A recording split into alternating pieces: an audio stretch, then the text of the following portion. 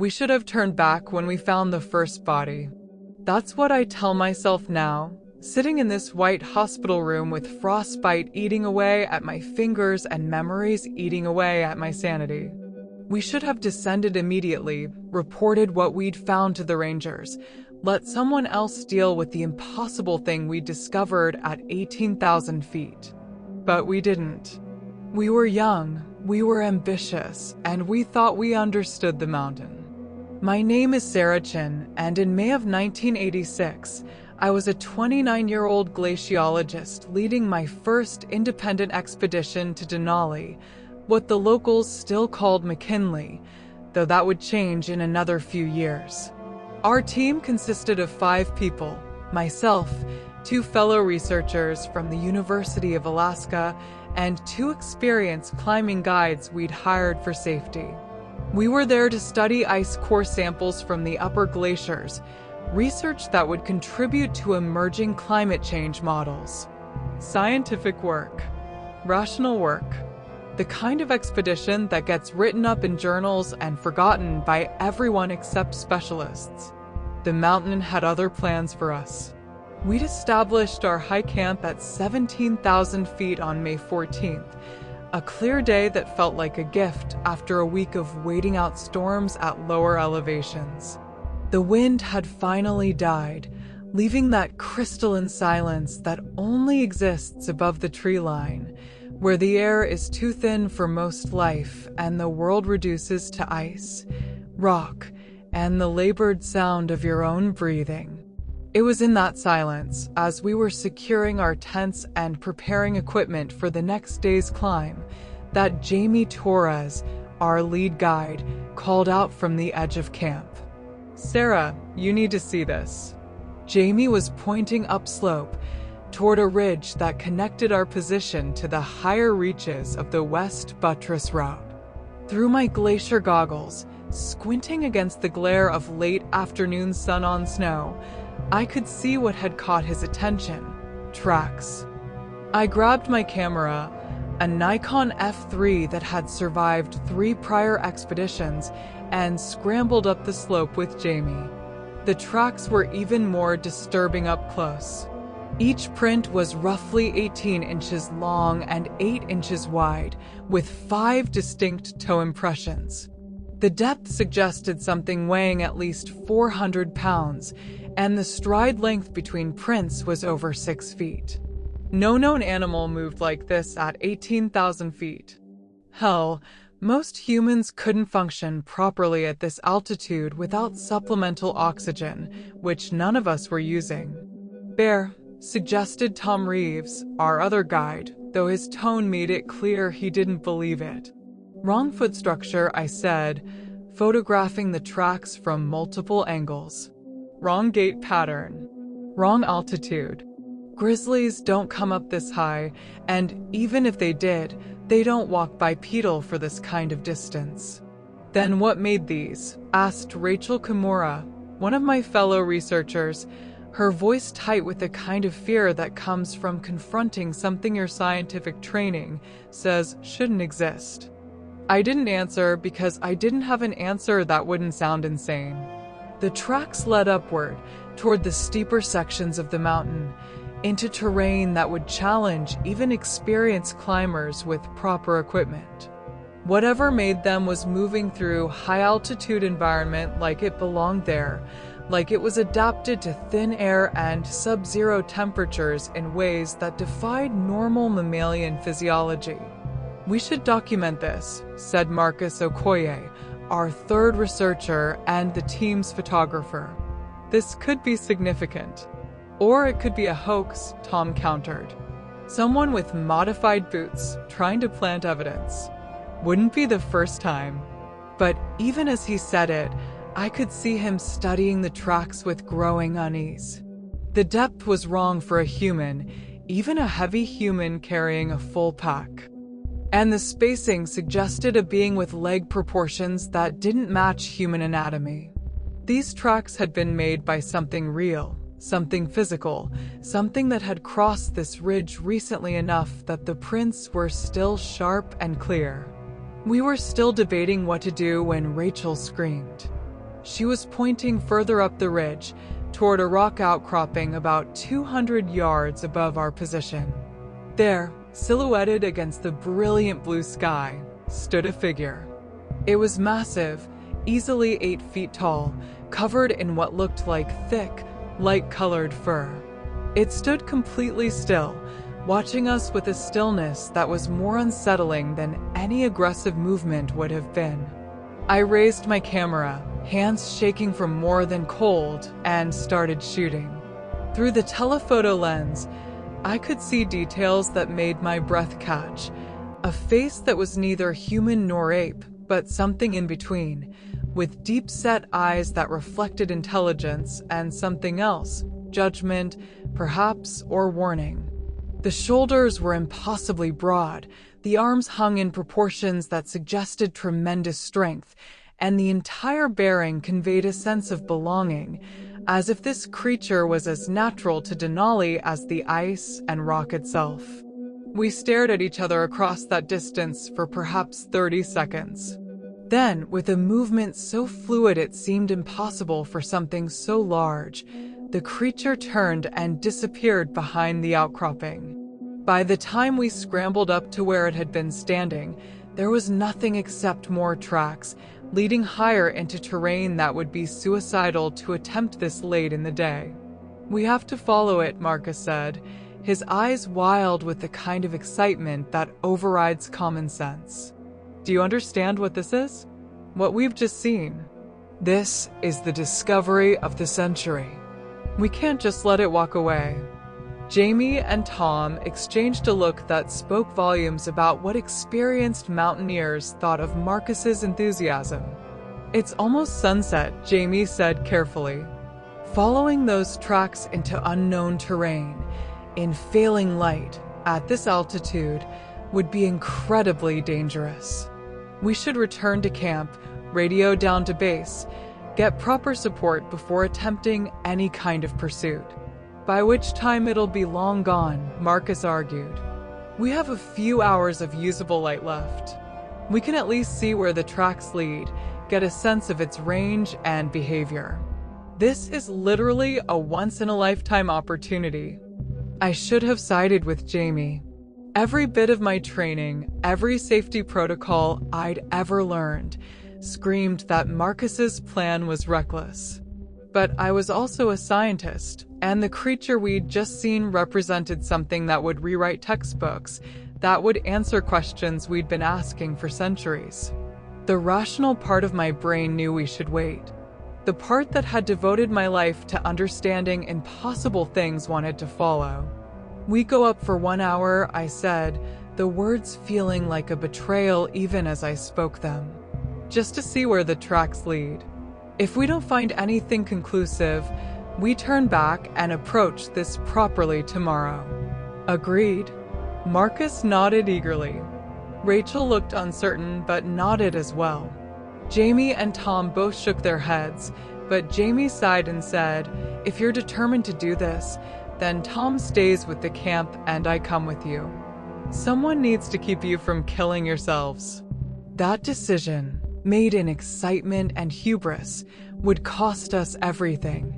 What we found by following those tracks wasn't a scientific discovery. It was a doorway into understanding why some things remain hidden, why some mountains hold secrets that were never meant to be uncovered, and why the Denali natives speak of the high peaks with a reverence that borders on terror. Subscribe now to learn what waited for us in the gathering darkness, and why only 2 of us made it back down the mountain. The tracks led us higher, into a section of the mountain I'd never explored despite 2 previous expeditions to Denali.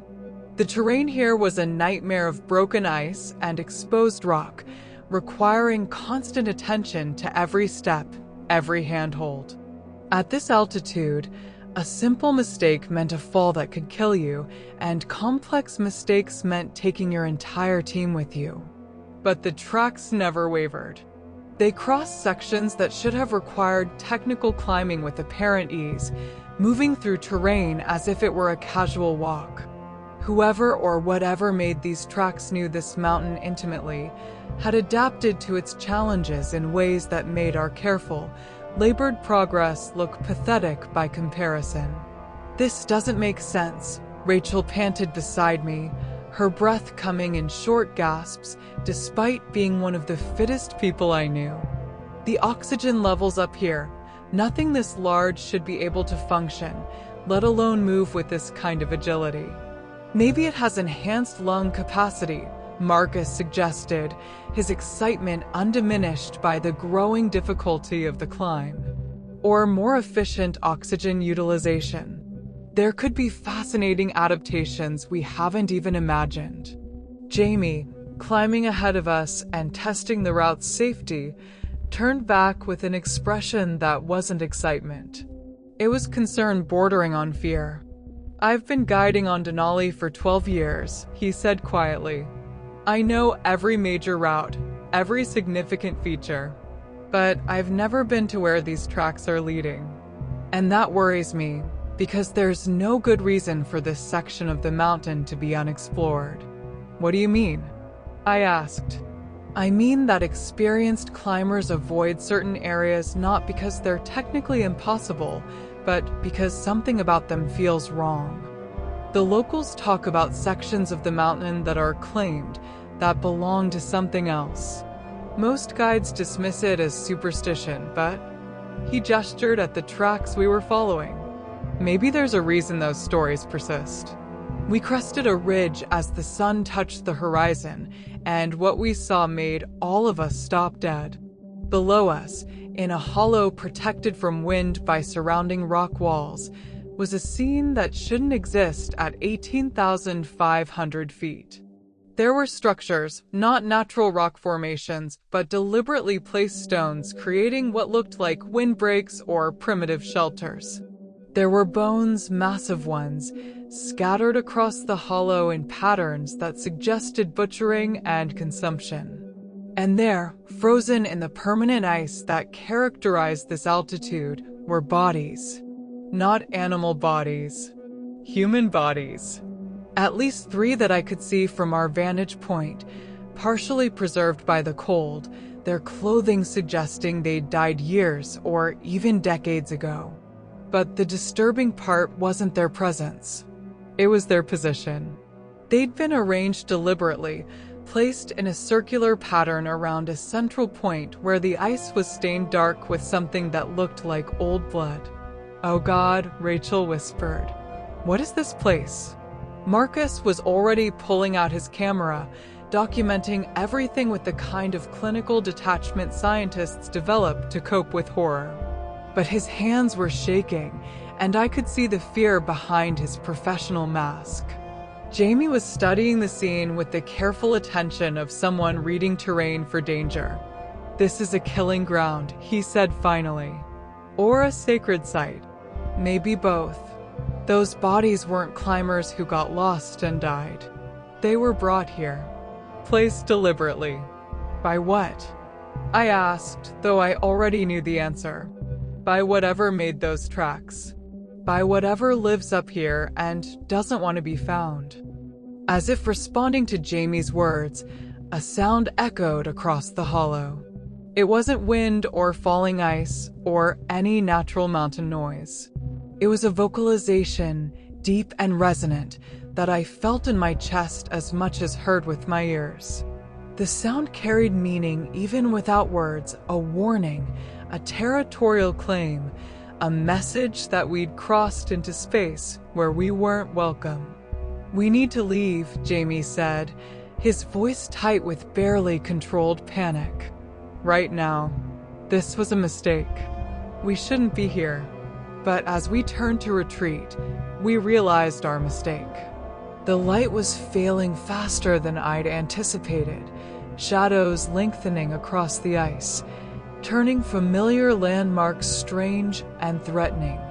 And there, silhouetted against the darkening sky, blocking the route we'd used to climb up, stood not 1 but 3 massive figures. They'd been following us.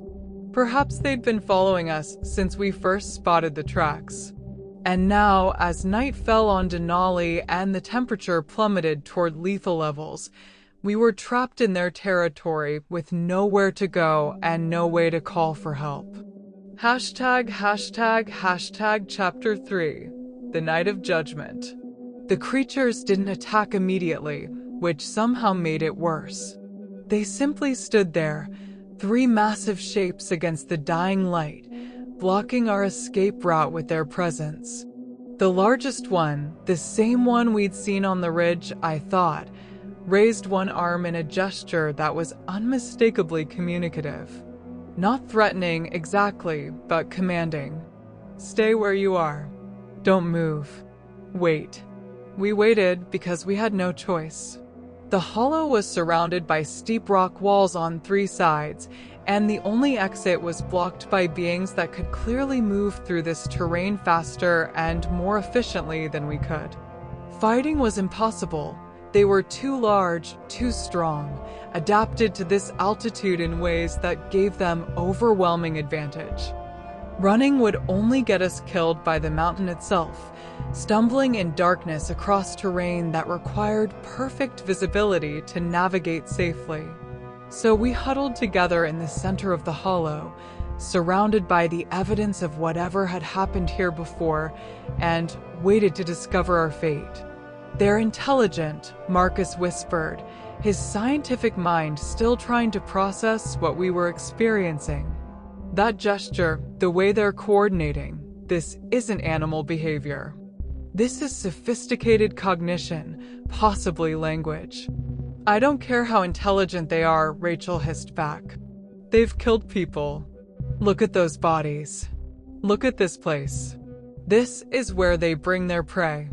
Or their sacrifices," Jamie added quietly. "The locals talk about the mountain demanding tribute. About people who climb too high, who show disrespect, who violate sacred spaces. I always thought it was metaphorical. But what if it's literal? What if this is where judgment happens?" The temperature was dropping fast, the way it does in high-altitude darkness. Without the sun's radiation, we'd be fighting hypothermia within hours, even with our cold weather gear. Our supplemental heaters were back at camp. We had headlamps, but limited battery life. Every minute we stayed in this hollow decreased our chances of surviving the night, even if the creatures decided to leave us alone. As full darkness fell, the largest creature moved. Not toward us, but to the side, revealing something we hadn't seen before, a narrow opening in the rock wall, barely visible in the shadows. It gestured toward the opening, then at us, the meaning clear. "Go inside. Shelter from the cold." "It's a trap," Tom's voice crackled through the radio Jamie carried. We'd maintained intermittent contact with base camp, though the distance and terrain made communication difficult. Whatever they want, going into an enclosed space gives up your last advantage. Stay in the open where you can see them coming. But the open meant freezing to death. The wind was picking up, the characteristic Denali gale that could strip heat from exposed flesh in minutes. Already I could feel numbness spreading through my extremities despite my insulated gloves. We had maybe 3 hours before hypothermia became a serious concern, less if the wind intensified. The creature gestured again, more insistently. Its patience was clearly limited. We could accept the shelter it offered, or we could freeze in defiance. Those were our options. "We go in," I decided, my voice steadier than I felt. "But we stay together, stay alert, and at the first sign of aggression, we fight our way out." "Fight with what?" Rachel asked bitterly. "Our ice axes against creatures that probably weigh 600 pounds each." She was right, but acknowledging it wouldn't help. We moved toward the opening in the rock wall, the creatures parting to let us pass, their presence looming in the darkness. The opening led to a cave, not natural, I realized as my headlamp illuminated the interior, but carved. The walls showed marks of deliberate excavation, smooth surfaces that spoke of tools and intention and time. The cave went back about 30 feet and opened into a larger chamber where the temperature was noticeably warmer, protected from the wind. There were more bones here, but also something else.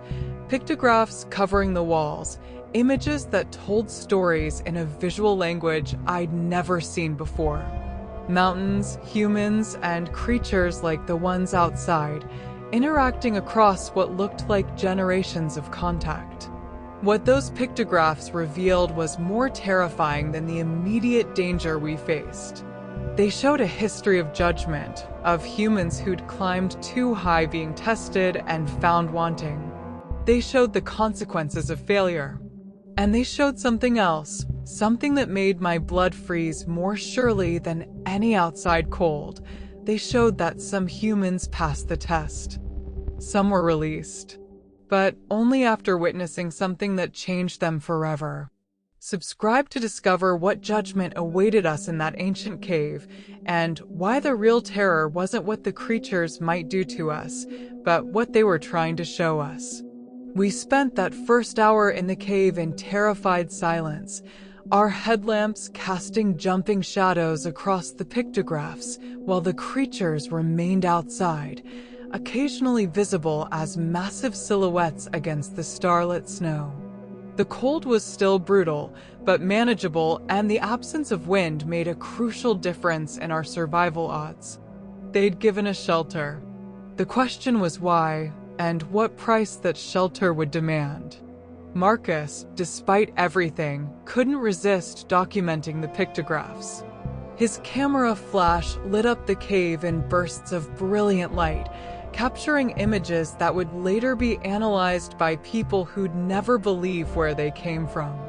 But as I watched him work, I started understanding what we were seeing. Not just random drawings, but a historical record. A warning written in images that transcended language barriers. The earliest pictographs, judging by their weathering and position, showed mountains in their pristine state, with the creatures living across vast territories.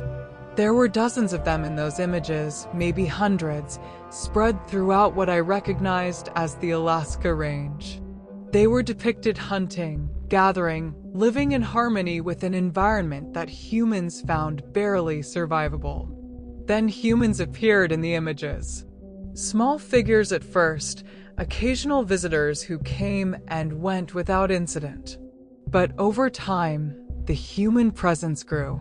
More figures, more frequently, pushing higher into territories that had been unclaimed. And with that expansion came conflict.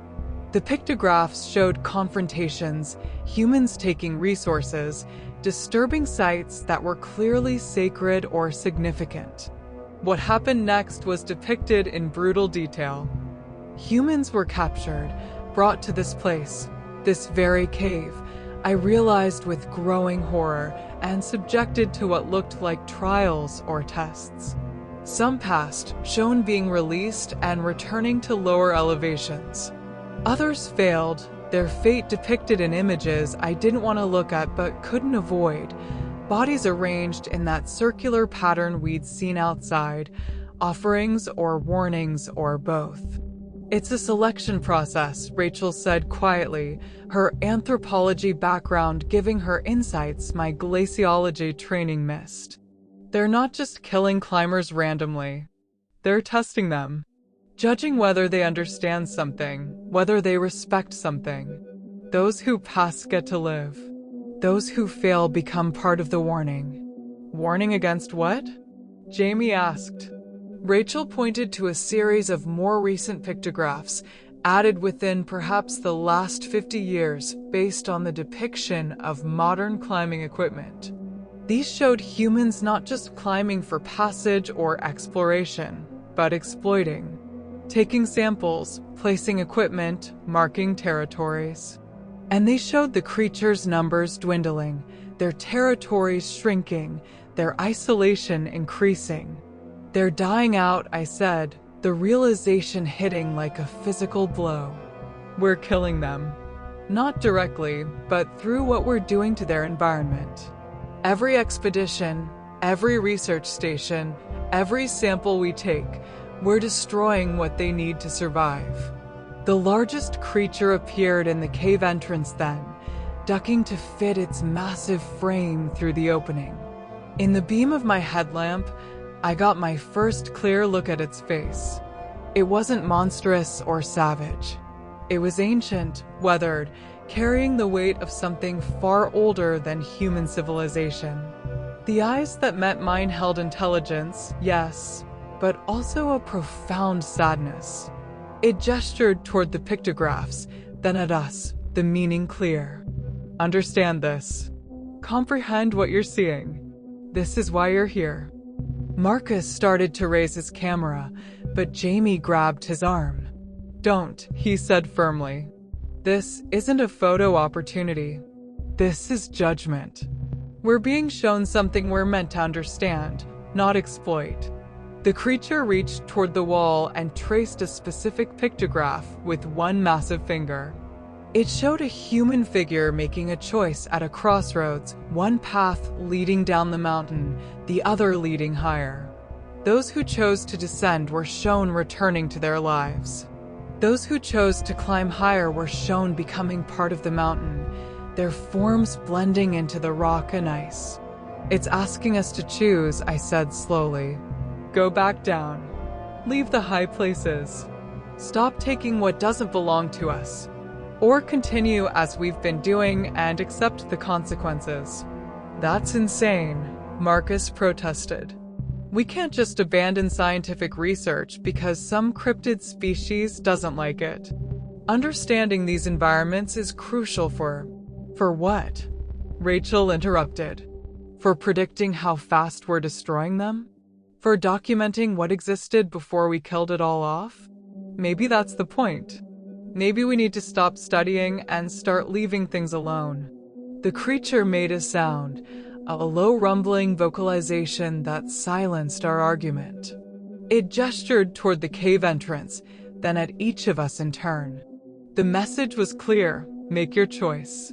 Now, what happens if we choose wrong? Jamie asked quietly. The creature turned toward the darkest section of the cave, where our headlamps hadn't yet fully penetrated, and gestured for us to follow. What we found there answered Jamie's question in a way that would haunt my nightmares forever. The back section of the cave was a charnel house. Not recent death, the cold at this altitude prevented decay, but preserved horror. Bodies, dozens of them, spanning what looked like decades or possibly centuries. Some wore clothing I recognized from historical photographs. Early mountaineers from the 1920s and 1930s in their primitive cold weather gear. Others were more recent, wearing equipment I'd seen in contemporary expedition reports. Missing climbers. Unsolved disappearances. The mountain's casualties that were assumed lost to accidents or avalanches. But these people hadn't died from environmental hazards. Each body showed signs of deliberate arrangement, positioned with care and postures that suggested ritual or ceremony. And each one, I realized as I examined them more closely, wore expressions of absolute terror. These people had died knowing exactly what was happening to them, fully conscious of their fate. This is what happens when you fail the test, Rachel whispered, her voice breaking. This is what they do to people who see what we've seen and still choose exploitation over respect. Marcus was backing away, his earlier enthusiasm completely shattered by the reality of what we'd stumbled into. We have to get out of here. We have to run, fight, do something. We can't just accept this. But the creature blocking the cave entrance made it clear we couldn't leave. Not yet. Not until we'd seen everything, understood everything, made the choice it was demanding we make. It led us to a specific body, more recent than most of the others, wearing gear I recognized from the mid-1970s. The corpse's pack was still intact, and when the creature gestured toward it, I understood I was meant to investigate.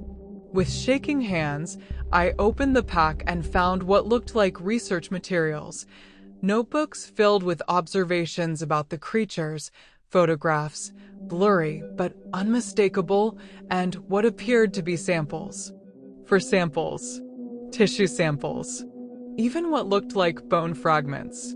This person had encountered the creatures, gained their trust perhaps, and then violated that trust by trying to collect evidence. By trying to prove their existence to a world that would have swarmed this mountain with researchers, hunters, curiosity seekers. The creatures had shown mercy by allowing first contact, and this person had responded with betrayal. Now I understood what judgment meant. It wasn't about punishing random climbers for existing. It was about testing whether humans who discovered their secret could be trusted with that knowledge. Whether we would respect their need for isolation or exploit them for fame, profit, or scientific advancement. The camera, I said, turning to Marcus. The photographs you've taken. The documentation. That's the test. What do we do with what we've learned? Marcus clutched his camera like a lifeline. This is evidence of an unknown species. Documentation that could reshape our understanding of primatology, of human evolution, of what's possible in extreme environments. We can't just throw that away, even if publicizing it means destroying them. Rachel challenged. Look at what's already happened. Look at how their territory has shrunk, how their numbers have declined. We publish this, and Denali becomes a circus. Every researcher, every media outlet, every person with a camera will descend on this mountain trying to find them. They'll have nowhere left to hide, nowhere left to survive. Jamie had been silent, but now he spoke with the authority of someone who'd spent years listening to the mountain's wisdom. The locals say that the mountain keeps its secrets for a reason. That some knowledge is poison, that discovering it doesn't enlighten you, it obligates you. We've been given the choice to be poisoners or protectors. But we have to make that choice now, while we still can. The creature watched us, patient and implacable, as we argued about the fate of its species and our own lives. I could feel time running out, sense that whatever window of opportunity we had was closing. Soon dawn would come, and with it, the creature's final judgment on whether we'd proven worthy of mercy. I'm keeping the research, Marcus said finally, his voice defiant, but his eyes showing the fear he was trying to hide. I didn't risk my life climbing this mountain just to pretend I didn't see what I saw. Science demands documentation. Truth demands evidence. I won't be complicit in hiding this. Rachel looked at him with something like pity. Then you've chosen wrong. And we're all going to pay for it. The creature's response was immediate and terrifying. It reached toward Marcus, one massive hand closing around his shoulder, not violently, but firmly, inescapably. Marcus screamed, tried to pull away, but he might as well have been fighting a landslide. The creature lifted him as easily as I might lift a child and carried him toward the back of the cave, toward the section where the failed judgment recipients waited in permanent cold storage. Wait, I shouted, desperation overriding fear. Please wait. Let me make a different choice. Let us make a different choice. The creature paused, Marcus still held in its grasp, and turned to look at me. Its eyes held a question. Prove your choice. Show me you mean it. With shaking hands, I removed my own camera from around my neck. All my documentation, all the evidence I'd collected over the past hours, irreplaceable scientific data that could have made my career. I held it up for the creature to see, then deliberately smashed it against the cave wall. The camera shattered, film spilling out and exposing in the light of our headlamps, destroying every image I'd captured. There, I said, my voice barely above a whisper. No evidence. No proof. No violation of your isolation. Just a group of climbers who got lost and found shelter and saw nothing worth reporting. That's what we'll tell anyone who asks. That's my choice. Rachel was already removing her own camera, following my lead. Jamie nodded and did the same, our equipment piling up in a small heap of intentional destruction. All our documentation, all our proof, everything that could have validated what we'd experienced, reduced to broken metal and exposed film. Only Marcus remained, the creature still holding him, waiting to see if he would make the same choice or accept the consequences of his defiance. What happened next would haunt me for the rest of my life. But it would also ensure that 5 people walked down from Denali with a secret they'd carry to their graves, and that somewhere in the high peaks, the last guardians of the ancient mysteries would have a few more years of undisturbed isolation before human expansion finally erased them from existence. The question was whether Marcus would make that sacrifice willingly, or whether the creature would make it for him. Marcus struggled against the creature's grip for exactly 7 seconds.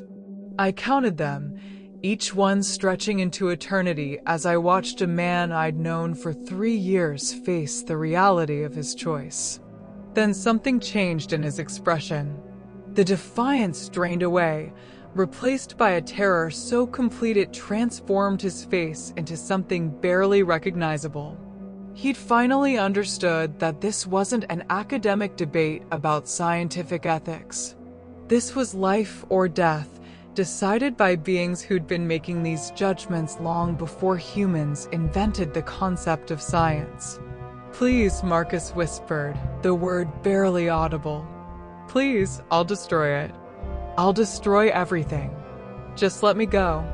The creature regarded him with those ancient, patient eyes for a long moment. Then, slowly, it released its grip. Marcus collapsed to the cave floor, gasping, fumbling with his camera with hands that shook so badly he could barely maintain his grip. He smashed it against the ground once, twice, 3 times, reducing it to fragments of metal and glass and exposed film. His research notes followed, torn into pieces that scattered across the cave floor like confetti celebrating our surrender. "There," he sobbed. "It's gone. All of it. No evidence. No proof. I swear I won't tell anyone. I swear." But the creature didn't move aside. Instead, it made a gesture I hadn't seen before, touching its own chest, then Marcus's, then pointing at the pile of bodies in the back of the cave. The meaning crystallized in my mind with horrifying clarity. The oath isn't enough. Promises can be broken. We need assurance you'll keep this secret. What does it want? Rachel asked, her voice tight with dread. Jamie, who'd been watching the creature's body language with the careful attention of someone reading a language without words, said quietly, "A price. Destroying the evidence isn't enough. We have to leave something behind. Something that matters enough that we'll never risk coming back, never risk violating the secret." The creature turned toward the cave entrance and made a series of gestures, communicating something complex. One of the other creatures appeared, carrying something wrapped in what looked like hide or leather. The package was placed on the ground before us, and when the largest creature unwrapped it, my stomach clenched. Inside were items that had clearly been taken from previous expeditions. Personal effects, wedding rings, photographs of loved ones, a child's drawing, somehow preserved despite the conditions. Mementos that climbers carried as reminders of why they'd return, why survival mattered, why the risk was worth taking. The creature pointed at these items, then at us, the message unmistakable: choose. Leave behind something that connects you to the world below. Something that will hurt to lose, that will remind you every day of what you sacrificed to keep this secret. Leave behind a piece of your reason for living, or join the bodies in the back of the cave. This is insane, Marcus said, though his voice held no conviction. You can't ask us to. They can ask whatever they want, Jamie interrupted. We're not in a negotiating position. We're in a survival position. They could kill all of us right now, add us to their collection, and no one would ever know what happened. Claiming we died in a climbing accident would be the easiest lie in the world to make believable. The creature waited with that infinite patience that comes from being apex predator and ancient judge simultaneously. It had all the time in the world. We had until dawn, maybe, before hypothermia or the creature's patience ran out. I thought about what I carried that mattered enough. My mother's necklace, worn every day for 15 years since she died. My father's watch, the one he'd given me when I defended my dissertation. The small photo album I kept in my pack's inner pocket, filled with images of everyone I loved and every place that had shaped me. With hands that felt disconnected from my body, I removed the necklace and placed it on the pile of offered items. The watch followed. Then the photo album, each photograph a window into a life I'd lived before this moment, a life that would be fundamentally changed by what happened in this cave. Rachel was crying as she added her own offerings. An engagement ring. She and her fiancé had planned to marry after this expedition. A journal filled with letters to her grandmother who'd raised her. A small carved figure her father had made before he died in a climbing accident 10 years earlier. Jamie's contributions were simpler, but no less meaningful.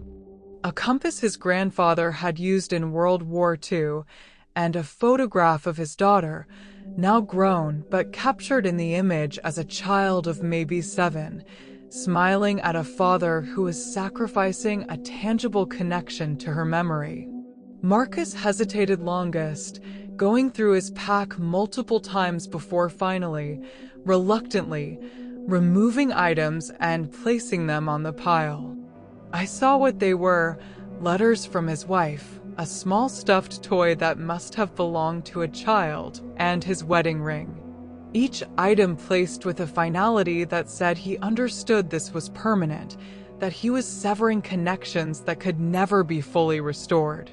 When we'd finished, the creature gathered the items carefully, almost reverently, and carried them to a section of the cave we hadn't examined. There, carved into the rock, were small niches, dozens of them, perhaps hundreds, each containing similar offerings from expeditions past. A gallery of sacrifice, a collection of ransoms paid for the privilege of leaving with your life. The creature turned back to us and made a final gesture, a dismissal, a release, but also a binding. We were free to go, but we were also marked, permanently connected to this place and this secret through what we'd left behind. If we ever spoke of what happened, if we ever tried to violate the agreement we'd made, the creatures would know. And they would find us, no matter how far we ran. What we didn't understand then, as we gathered our remaining equipment and prepared to leave that cave of judgment, was that the physical items we'd surrendered were only the beginning of what this mountain would take from us. The real price would be paid in the years that followed, in the ways this night would haunt our dreams and poison our relationships and make us question everything we thought we understood about our place in the world. Subscribe to discover what happened when we tried to return to normal life carrying a secret that was slowly destroying us from within. They released us just before dawn, the largest creature leading us out of the cave and pointing down the mountain toward where our camp should be. The other 2 creatures remained behind, watching from elevated positions, ensuring we actually left rather than trying to circle back or gather evidence. The descent was a nightmare. Not because of the terrain, though that was challenging enough in our exhausted, traumatized state, but because of what we weren't saying. The silence among us was oppressive, loaded with unspoken horror and the weight of what we'd agreed to. Every step down felt like walking away from something fundamental, leaving part of ourselves behind in that cave with our surrendered possessions. We reached our high camp to find Tom frantic with worry, ready to mount a rescue attempt. "Thank God," he said when he saw us. I thought, what happened up there? "You've been gone for almost 14 hours. Got lost in the dark," Jamie said, the lie coming smoothly, practiced in the hours of silent descent. "Found a cave to shelter in, waited for dawn. Equipment failure prevented us from radioing sooner." Tom looked at us skeptically, clearly sensing there was more to the story, but he was smart enough not to push. You don't survive as a mountain guide without learning when to accept the surface explanation and when to dig deeper. Whatever he saw in our faces convinced him this was a time to let things lie. We broke camp quickly, descending to lower elevations with a speed that bordered on reckless. Every one of us wanted off that mountain, away from the high places where things we couldn't explain lived and judged and exacted terrible prices. We didn't speak about what happened. We didn't acknowledge it beyond the occasional glance, the shared recognition that we'd all experienced the same impossible thing and all agreed to deny it. Base camp felt like returning to civilization, though we were still miles from anything resembling normal human habitation. The other research teams and climbing groups looked at us with curiosity. We'd left for a routine ice core sampling expedition and returned looking like we'd aged years in a matter of days. "Rough trip?" one of the other team leaders asked. Weather turned, I said, another smooth lie. Had to shelter longer than planned. Lost some equipment to the cold. That night, huddled in my tent at base camp, I discovered that Marcus had lied about destroying all his evidence. He'd smashed one camera, yes, but he'd had a second, smaller one hidden in his jacket. And he'd taken photographs, not many, but enough. Images of the tracks, the hollow with its arranged bodies, the cave entrance. Not conclusive proof of the creatures themselves, but evidence that something strange existed up there. I found out because he came to my tent after midnight, the camera clutched in his shaking hands. "I have to show someone," he whispered. "I have to prove this happened. Otherwise, I gave up everything for nothing. My wedding ring, Sarah. Letters from my wife. I can't go back to her and explain why they're gone without being able to tell her why it mattered."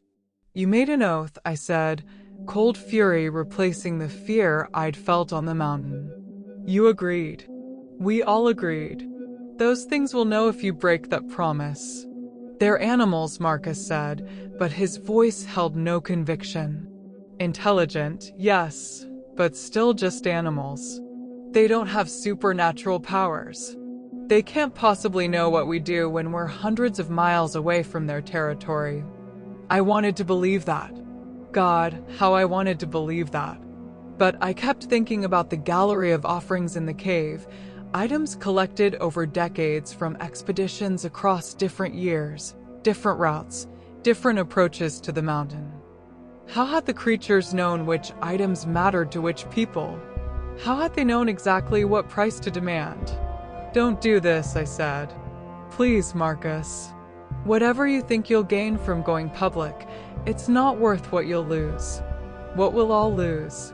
He left my tent without answering, the camera still in his possession, and I spent the rest of the night in terrified wakefulness, waiting for something terrible to happen. But dawn came peacefully, and when we assembled for the final descent to the airstrip where our charter flight waited, Marcus was there, looking exhausted but determined. The flight back to Fairbanks should have been a relief. Return to civilization, hot showers, real food, beds that didn't freeze solid during the night. Instead, it felt like fleeing a crime scene, leaving behind evidence we could never retrieve and carrying guilt we could never fully shed. We separated at the airport, scattering to our respective universities and homes with promises to process the data we'd collected, the official data, the scientific measurements that had been our cover story for climbing the mountain in the first place. No one mentioned what had really happened. No one acknowledged the weight we all carried. I didn't hear from Marcus for 3 weeks. When I finally got his call, his voice was hollow, destroyed in ways that had nothing to do with physical injury.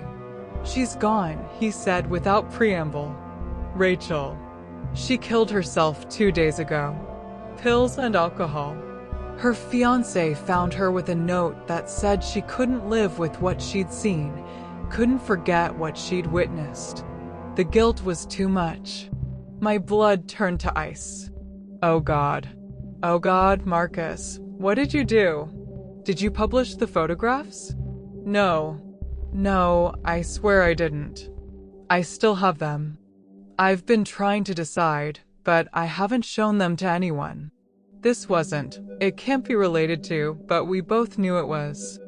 Rachel had been the most affected by what we'd seen, the most disturbed by the bodies in the cave and the choice we'd been forced to make.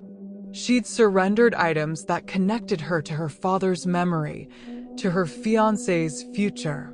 She'd given up pieces of herself that she needed to function, and without them, the weight of the secret had crushed her. "Destroy the photographs," I said. "Right now, Marcus. Whatever you think they're worth, they're not worth this. Rachel's dead. How many more of us have to die before you accept that some secrets are meant to stay hidden?" "I'll think about it," he said, and hung up. But I knew he wouldn't destroy them.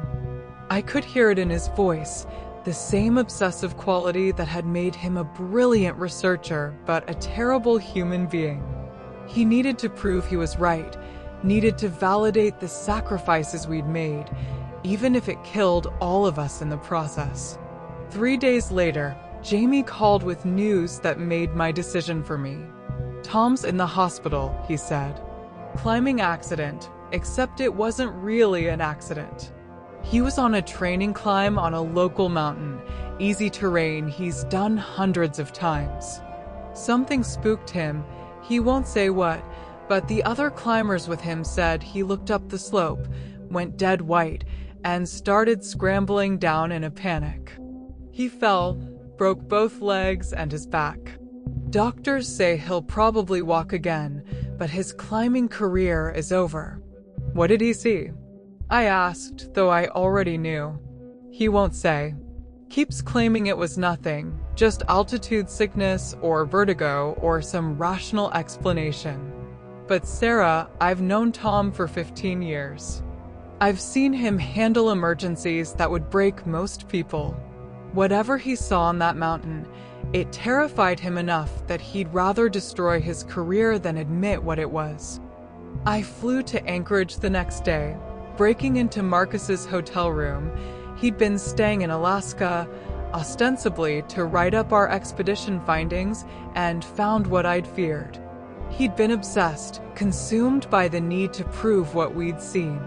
His room was covered in maps, photographs, research materials about previous Denali expeditions and unsolved disappearances. He'd been building a case, constructing an argument that would make our experience undeniable. And he'd been planning to go back. A route map on his desk showed a different approach to the same high-altitude region, scheduled for June when weather conditions improved. He was going to violate the oath, return to the mountain with proper equipment, and attempt to document the creatures more thoroughly. The photographs were there, hidden in a false bottom of his equipment case. I gathered them all, every image he'd taken, every piece of evidence he'd collected, and took them with me. That night, in a hotel parking lot, I burned them one by one, watching the film curl and blacken and destroy the last physical evidence of what we'd witnessed. But destroying photographs didn't stop what was already in motion. Marcus had sent copies to a colleague, someone he trusted, asking for analysis and advice about publication. That colleague had forwarded them to others in the academic community. By the time I tracked down and destroyed the copies I could find, the images had spread too far to contain completely. The academic response was exactly what the creatures and Richardson, in that other story, years from now, had predicted. The photographs were analyzed and dismissed as clever hoaxes. The tracks were written off as misidentified bear prints or deliberate fabrications. The cave entrance was declared a natural rock formation that we'd misinterpreted in poor lighting. Every piece of evidence Marcus had gathered was systematically debunked by experts who'd never set foot on Denali, but were absolutely certain nothing unknown could exist there. Marcus's reputation was destroyed. Universities stopped returning his calls. His research grants were revoked. His marriage ended. His wife left him after finding the engagement ring he'd supposedly lost on the mountain for sale at a pawn shop, proof that he'd lied about what happened. Within 6 months, he'd gone from promising researcher to cautionary tale about the dangers of letting ambition override scientific rigor. I should have felt vindicated. The creature's prediction had come true. Attempting to prove their existence had resulted in Marcus's complete professional annihilation. The secret was safe, protected by humanity's own skepticism and the academic community's institutional resistance to challenging fundamental assumptions. But I didn't feel vindicated. I felt guilty because I knew what was coming next, and I knew I was powerless to stop it. Marcus went back to Denali in June. Despite everything, the destroyed reputation, the failed marriage, the academic exile, he couldn't let it go.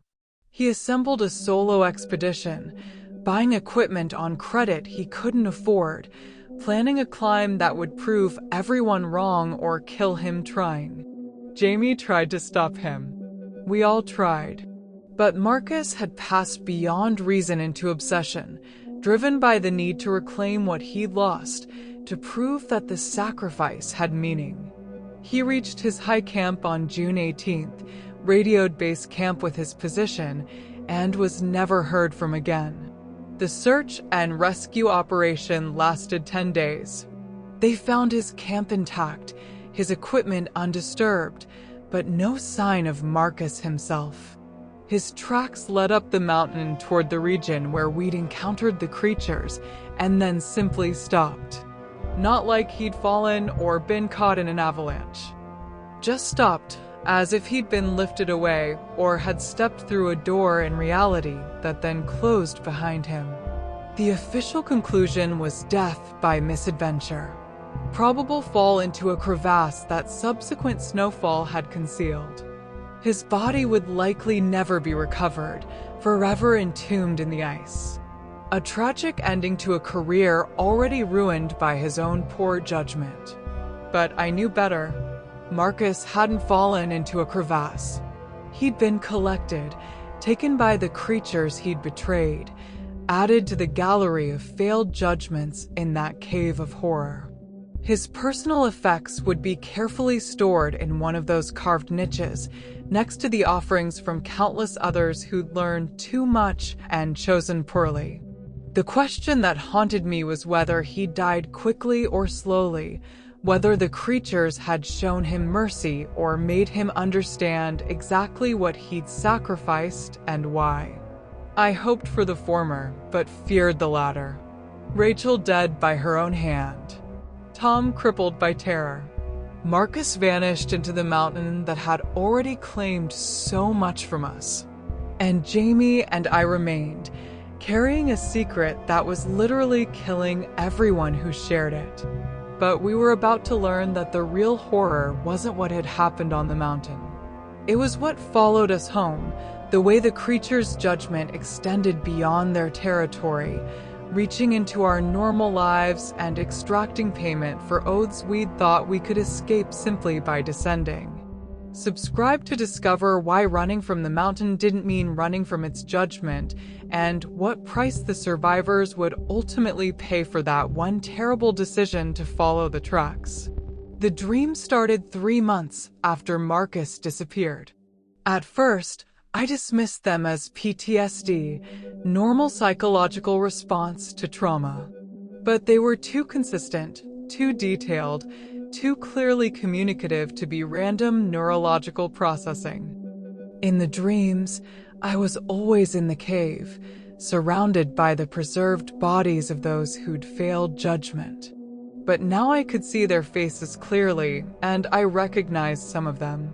Rachel was there, though she died in Fairbanks, hundreds of miles from Denali. Marcus was there too, his expression frozen in the same terror I'd seen on all the others. And there were new faces, people I didn't recognize, but somehow knew were connected to our expedition, to the secret we carried. The largest creature was always present in these dreams, standing in patient observation, watching as I walked among the dead and understood what was being shown to me. The judgment hadn't ended when we left the mountain. It had only been delayed.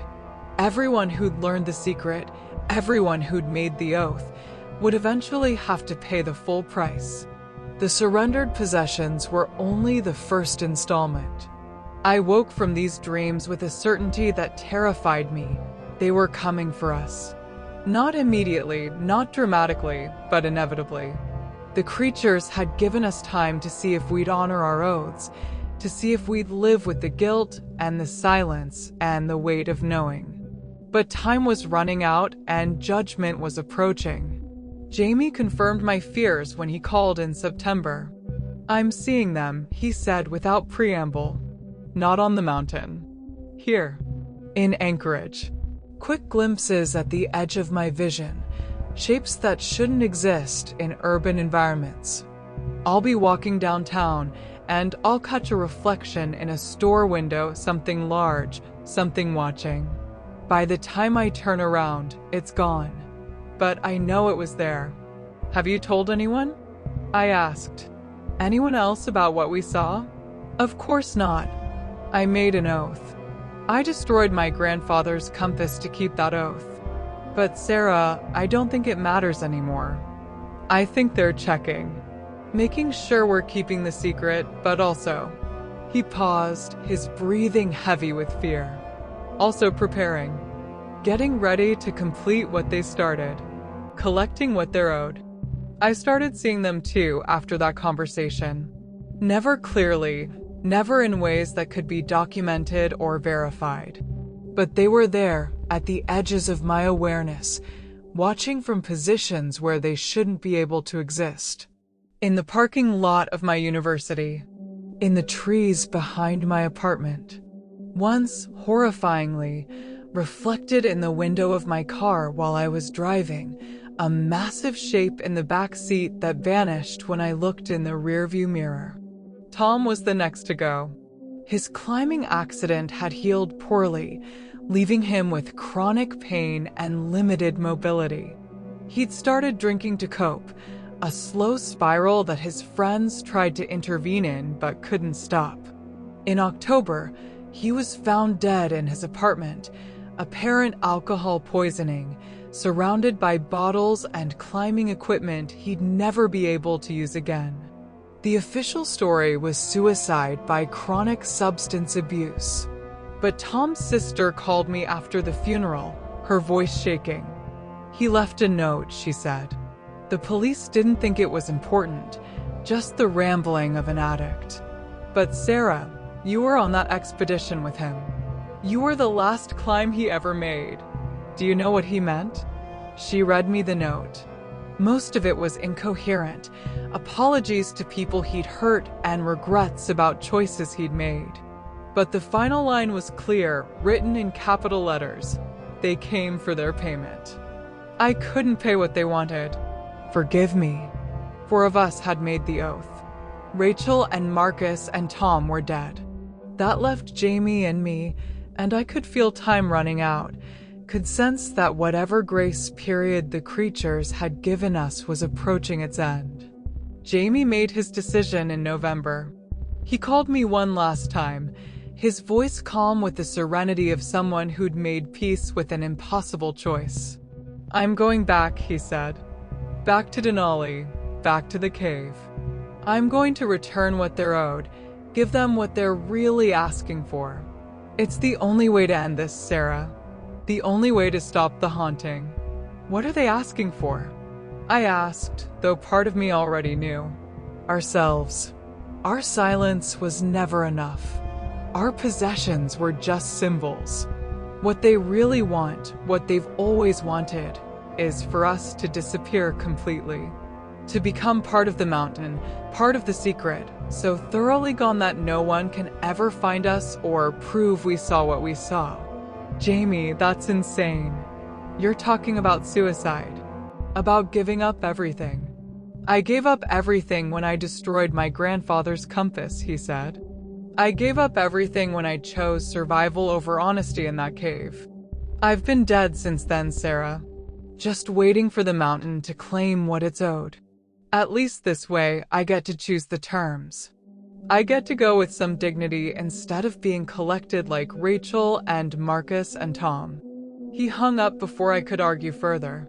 2 weeks later, his truck was found at the Denali trailhead, empty except for a note that said, "Tell my daughter I loved her.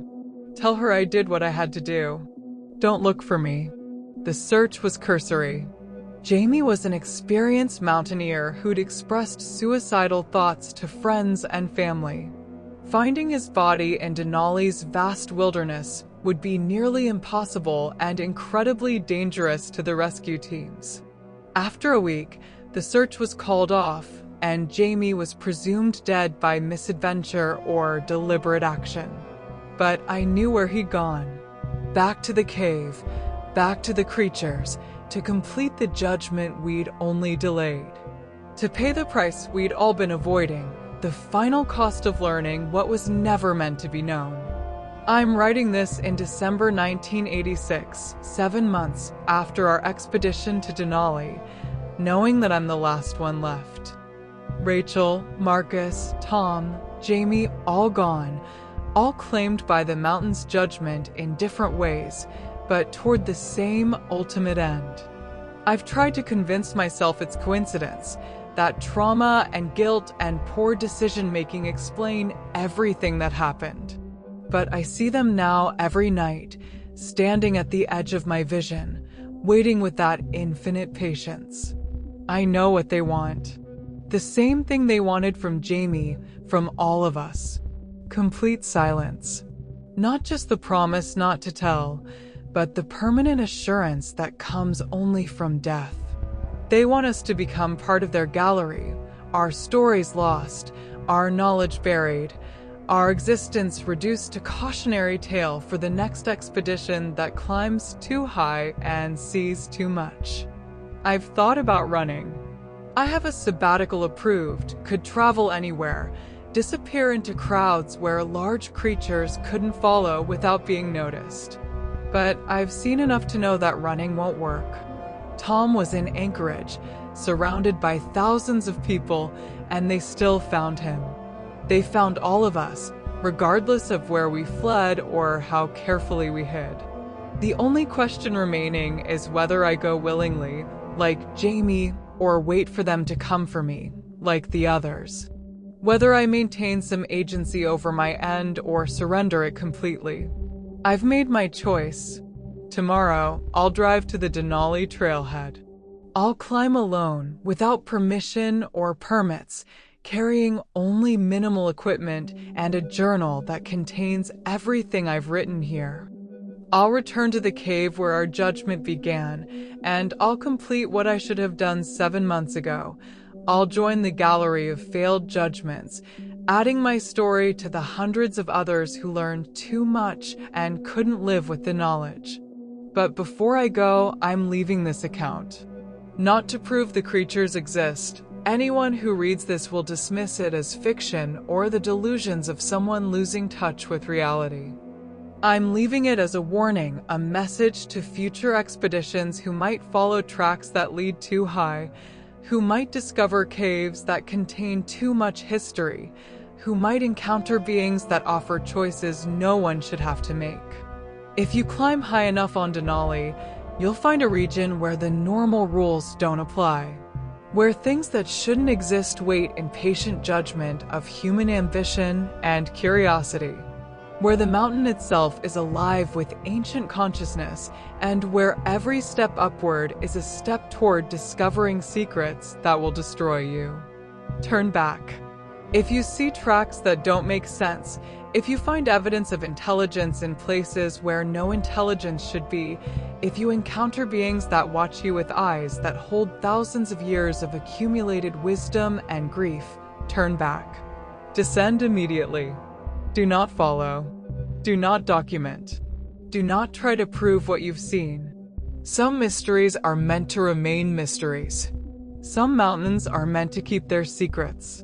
Some knowledge comes with a price so high that ignorance is the only rational choice. I learned this too late. My teammates learned it too late. But perhaps you, reading this, can learn from our mistakes, can choose the descent instead of the climb, can accept that not everything needs to be known, not everything needs to be proven, not everything needs to be brought into the light. The mountain is waiting.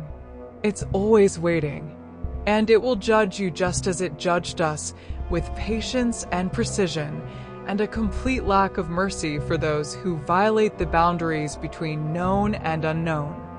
I leave this account as testament and warning. I go to the mountain to pay what I owe, to complete the judgment that began when I first saw those tracks on the ridge. My possessions are already prepared, labeled for the people I'm leaving behind, what little I have left after surrendering so much in that cave. To my parents, I'm sorry I can't explain what happened. Tell yourselves it was an accident, a tragic but understandable risk of mountain climbing. It's kinder than the truth. To my colleagues, the data we collected is real and valuable. Use it. Let our expedition contribute something to human knowledge, even if the most important thing we learned can never be shared. To future expeditions, turn back. Please. I'm begging you across time and space and the gulf between the living and the dead. Turn back before you see what we saw. Turn back before the mountain demands its judgment. Turn back before you learn that some questions are better left unanswered. The creatures are outside my apartment now. I can see them through my window, patient and implacable, waiting to escort me on my final climb. They've come to ensure I keep my appointment, to guarantee the judgment is completed. There's a strange comfort in no longer fighting it, in accepting what I've known was inevitable since the moment we followed those tracks into territory we were never meant to enter. I go willingly, not with joy, but with understanding. The mountain keeps its secrets, and I am about to become one of them. A story that will be told around campfires, dismissed as legend, forgotten by everyone except those who've climbed high enough to learn the truth. And perhaps that's exactly as it should be. Perhaps some truths are too terrible to be known, too dangerous to be spoken, too costly to be shared. Perhaps the mountain's judgment, harsh as it seems, is actually mercy, preventing knowledge that would destroy everything from spreading beyond those who've earned the right to carry it through their own suffering. I write this final entry as dawn approaches on what will be my last day. The creatures wait outside with patient inevitability. My journal is sealed, ready to be found by whoever comes looking for me, if anyone does. In it, they'll find the complete account of what happened on Denali, what we saw, what we surrendered, and what price the mountain ultimately demanded.